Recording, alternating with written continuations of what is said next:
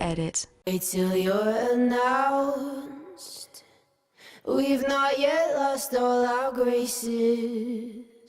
The hounds will stay in chains. Look upon your greatness and she'll sing. Go out and go out and go out and go out and. Maria, you are the curator of Mammals here at the Toronto Zoo. So tell us just a little bit about what you do here. What your job is. So I basically oversee the whole mammal collection. So it's through bringing new species into the zoo, but a lot of it is focusing on the conservation aspect. We have what we call the hidden zoo, and we have a lot of conservation breeding programs happening in research that directly links to saving species in the wild. So I oversee those conservation breeding programs. We have black-footed ferret, Vancouver island marmot, where we're actually breeding for the sole purpose of reintroducing them back into the wild. How amazing is that? Like, Yeah, how it's cool. fulfilling is it for you to have this kind of job? It's a great job. I feel almost guilty calling it a job because it's really a passion. Yeah, and you've been here, what, over 20, almost 30 years? Yes. That's amazing. I started when I was 5. I was going to say, because you look about 15, so I don't know how you managed that.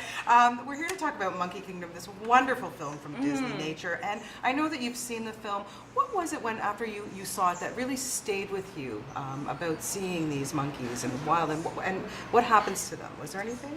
Yeah, just the toque macaques are amazing, Yeah. and their whole hierarchy system, their whole keeping the peace within the troop. There's just so many links between monkeys and humans, and you just really understand that. It's almost like you would think there's love, there's aggression, there's dispersal, there's all these things happening, and I think it's just incredible to show the diversity of that species. Yeah, I was going to say that because while you're watching their plight in the film, you start thinking, like, they're so much like us. Yes. They really do, obviously monkeys and humans are related, but it's just amazing, and you just feel so much for their plight, and you get so involved. I think that's what is one of the most important things that these films bring to us. Do you agree with that? Oh, absolutely. What Disneynature is doing, it's basically educating and bringing people that don't have a chance to, in their life, likely go to Sri Lanka and see the toque macaques themselves, bringing them into their hearts, and education and awareness. And the more people are educated and aware about species that we share this world with globally, that's what's going to make them want to do something and make a difference and try to save these species. Yeah, so tell me a little bit about their characteristics, or what makes them so appealing to people. When we see them on screen, they're just adorable. Again, very intelligent, Yeah. and very social. So you can see a lot of parallels with humans and monkeys. The toque macaque specifically, it's actually listed as an endangered species. So it's really important that we do everything to help save them. They're an island endemic species, meaning they're only found on the island of Sri Lanka. So again, that makes them very vulnerable. But the most important thing, I think, is just coming up with a balance of way the toque macaques and humans can coexist. Yeah. Even though they're listed as endangered, there's a lot of human, we see in the movie, human-monkey interaction. They're actually even raiding crops, so they're affecting the livelihood of humans. So it's just really important that we do everything we can to try to seek a balance. Why Sri Lanka? Why are they kind of situated there? Is there a reason for that? It's just through evolution, they just ended up being isolated. There's multiple species that are island endemic. There's New World monkeys, Old World monkeys, found all around the world. Yeah, it's pretty amazing to watch them. You like I said earlier, your hearts go out to them, but they have their playful side too. But they can get into a mess of trouble, I would think. Yeah, it's living in the wild is not, the wild is the wild. It's Yeah. not an easy thing. So you see the interaction and the aggression.